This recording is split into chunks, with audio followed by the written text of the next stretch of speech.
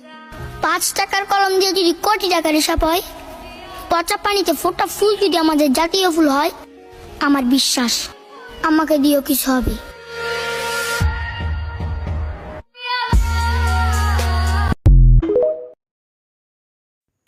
এরকম যদি কেউ উজ্জ্বলা বাড়িতে তৈরি করে বা ব্যবসার কোনো আইডিয়া নিতে চান, আমার সাথে যোগাযোগ করবেন।